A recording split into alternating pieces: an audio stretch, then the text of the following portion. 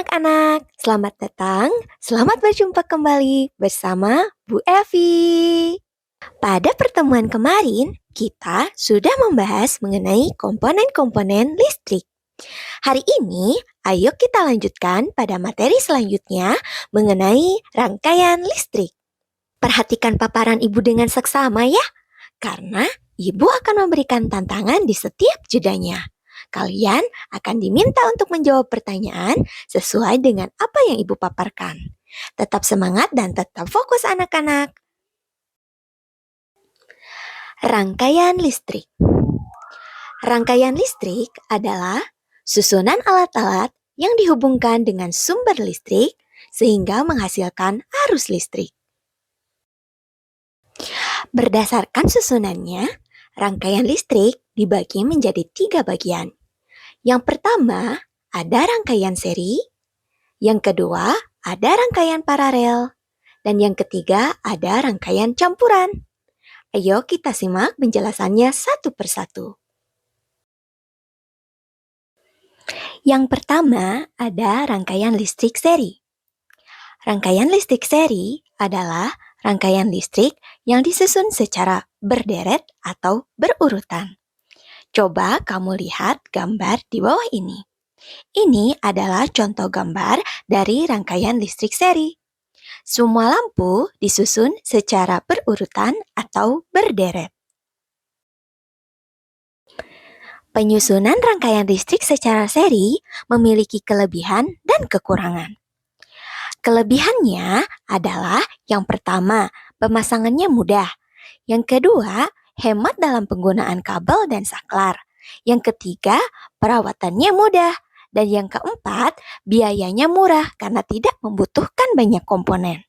Sedangkan kekurangannya, yang pertama, lampunya berpijar, tapi terangnya tidak sama.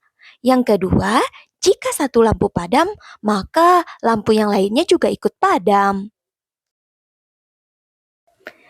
Penggunaan rangkaian listrik secara seri sering kita temui dalam kehidupan sehari-hari. Contohnya, pada lampu hias kelap-kelip yang ada di kamar kita.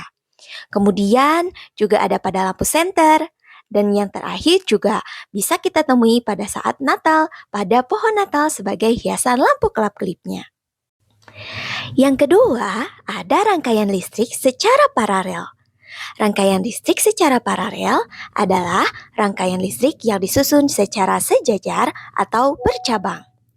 Coba kamu perhatikan gambar di bawah ini. Semua lampu disusun secara sejajar. Pemasangan rangkaian listrik secara paralel memiliki kelebihan dan juga kekurangan. Kelebihan pemasangan listrik secara paralel, yang pertama, lampunya berpijar dan terangnya semuanya sama. Kemudian yang kedua, jika satu lampu yang padam, maka lampu yang lainnya tetap menyala. Sedangkan kekurangannya, boros dalam penggunaan kabel dan juga saklar, karena tadi bercabang-cabang. Dan juga perawatannya sulit. Penggunaan rangkaian listrik secara paralel sering juga kita temui dalam kehidupan sehari-hari. Contohnya, pada lampu lalu lintas. Nyala lampu lalu lintas selalu bergantian kan? Kemudian juga biasanya dipasang di ruangan rumah kita, seperti dapur, ruang keluarga, dan ruang yang lainnya. Yang terakhir adalah rangkaian listrik campuran. Rangkaian listrik campuran adalah perpaduan antara rangkaian listrik seri dan juga rangkaian listrik paralel, yaitu disusun secara berderet dan atau juga berurutan sekaligus. Nah, coba kalian perhatikan gambar di bawah ini. Di dalam gambar ini terdapat rangkaian seri dan juga rangkaian paralel, maka disebut sebagai rangkaian campuran.